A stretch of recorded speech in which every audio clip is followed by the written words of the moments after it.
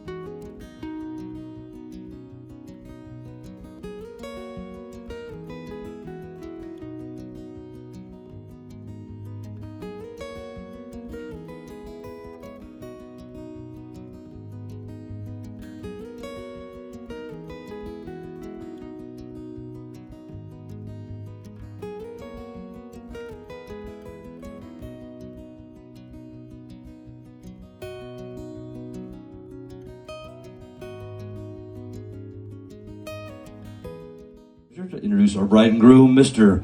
and Mrs. Merkley.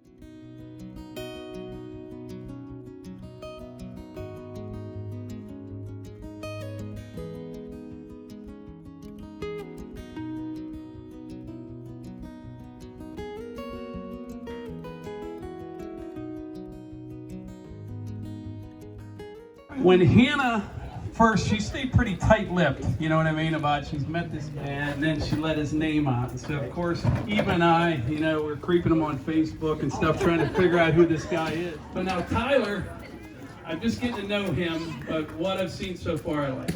And you may or may not know this, but I'm giving you a test, and you passed the test. It's called a shovel test, okay? So, a few months back, Tyler, he texted me. And he wanted to meet me for dinner and wanted to go over a few things. And I'm horrible at saving numbers on my phone. So my response was, who is this? Because I didn't even have this number in my phone. So that probably took the wind out of your sails there a little bit. But Tyler came over. He drove from State College out here, and we met for Longhorn for dinner. And he asked my permission to marry Hannah, and I said, absolutely. Well, the very next night, Hannah drove to State College. Tyler had this master plan where he's going to propose. And he tried driving up on this mountain, and there's about 10 inches of snow, and they got stuck at 8, 9 o'clock at night, because he was going to propose that night, and it didn't work out. So they called me, and they said tow truck wanted like $600 or something to come pull him out. I said, you know what, I'll just get in the truck in the morning, first thing. I'm thinking, he's from Southern California, he doesn't know what he's doing, you know, I'll probably just get in and drive the truck out myself. But I loaded up all these chains and stuff, and I drove to State College. And it was 10 inches of ice. I have no idea how he even got up there. I couldn't even pull the slack out of the chain. He was so stuck. So then we called the guy, and he raised his price $200 for the thing and got him out. But the shovel test, what I was talking about, when I was trying to, when I first got up there, I got a shovel, and I started digging around, and I handed him that shovel. And I wanted to see what it did. You know what I mean? Because some guys his age don't even know how to use a shovel, or they don't want to work. And he dug and dug and dug. Didn't get us anywhere, but you kept trying. And that's a good thing. But that's what, you know, marriage is all about. It's work. Everything's work. And whenever you hear people say, whether it's your job or anything you're doing, when people complain about, you know, what they do for a living or how difficult my job is or my marriage is, I always say to them, because you're not very good at it, you have to try harder, you have to work harder, right? So that's my advice to you.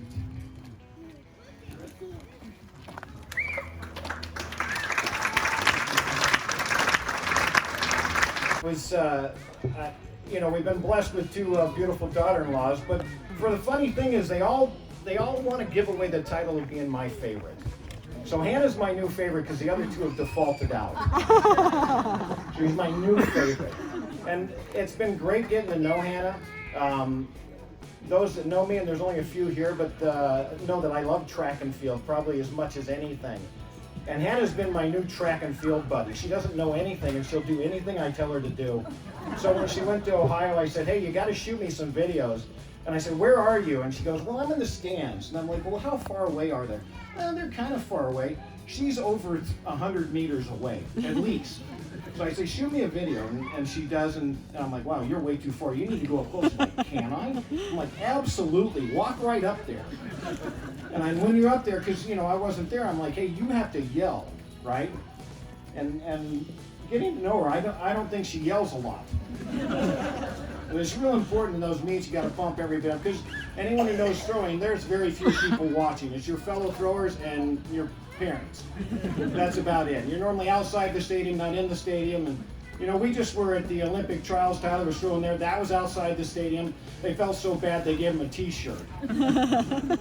That's what they think of throwers. But anyways, I've been trying to teach Hannah how to yell. And so when we were in Jacksonville for the regionals, we were sitting there and I'm watching and I'm going nuts, right, with all my nervous energy. My wife says, please move away. You're way too nervous. Go away. And I look at Hannah, I'm like, did you yell? And she goes, yes. And I'm like, I didn't hear a single thing. Not a single thing. But I know that she loves this. And matter of fact, we were exchanging some texts. And we were talking about, what do you say? All right, knock it off a little. Anyways, I was talking to her about the fact that it looked like we were going to go to nationals, and then I was hopeful that we were going to go to Olympic trials. Notice I say we, right? Being a big part of all of that, right? Living through my son. Here we go. Anyways, we were talking of all that, and she said, I said, boy, we got a busy month coming up here. And she goes, and I said, man, I'm so excited about this. And she says, well, I'm selfishly most excited for July 3rd. Aww. Oh, I'm starting to get misty now. Let's see if I make it through it. I said, we all are. We know Tyler has found the perfect eternal companion. We are thrilled for you both. And she says, well, thanks for raising such a good guy. Don't know how I got so lucky. I tell her, my belief is that the Lord answered his prayers. And she goes, I believe he answered mine too. Well, I fell in love with her right there.